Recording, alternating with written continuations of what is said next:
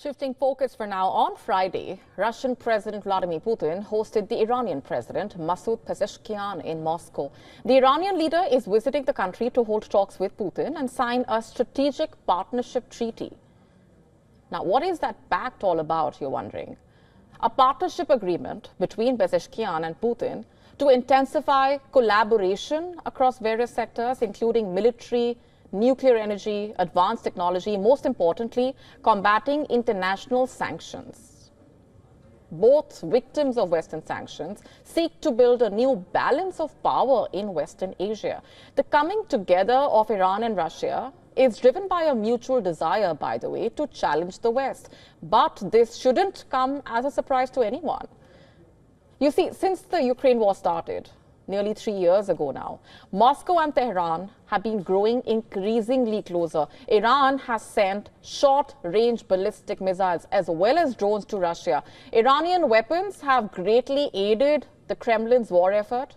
In return, the Kremlin has provided some support to Tehran. Since the start of the war, Russia has been working to counter what it sees as a quote-unquote aggressive West, led by the United States. In June, Russia signed a partnership agreement with North Korea. And then in December, a security treaty with Belarus formalized the deployment of Russian tactical nuclear weapons in that country. Both treaties included a mutual defense clause.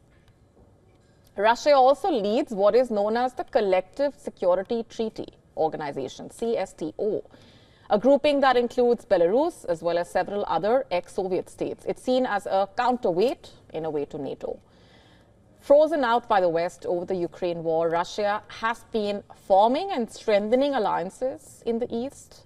Iran, for its part, is facing a number of challenges in the region. Its militant allies have been weakened due to the grinding war with Israel. Its economy is in shambles thanks to sanctions. And now, with Donald Trump's return as the American president, Tehran expects more pressure from Washington to isolate the country. Both the countries have also recently faced a major setback in West Asia with the fall of Bashar al-Assad's regime in Syria. And these factors have brought the two countries closer.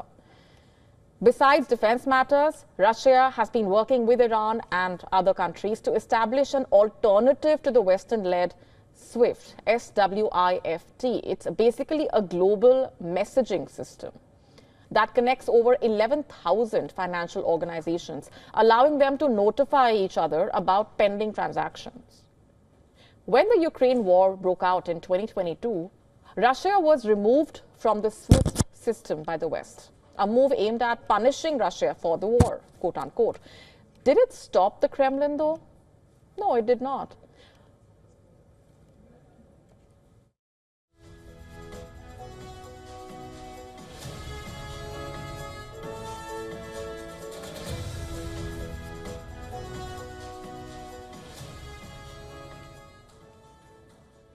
Western sanctions failed in their goal of destabilizing the Russian economy and instead backfired on the states that actually introduced them in a way. And now Moscow also aims to construct a railway through Iran that would basically link Russia directly to ports on the Persian Gulf. The agreement would enable Iran to function as a crucial transit point for Russian gas exports to global markets. Pezeshkian's visit to Moscow also coming at a time when Iranian influence across West Asia is in threat. And as we mentioned earlier, in Syria, Islamist rebels seized power, expelling Bashar al-Assad. In Gaza, Iran-backed Hamas is close to a ceasefire with Israel after months of being pounded by Israel. Its group in Lebanon, Hezbollah, also experienced some serious damage. Same goes for Russia. Moscow finds itself on the back foot in Syria, where it maintains two major military facilities, crucial to its geopolitical as well as military influence. But with fate under Syria's new rulers now uncertain, Russia is bound to be concerned. No wonder then the two countries are focused on building a new balance of power in the region.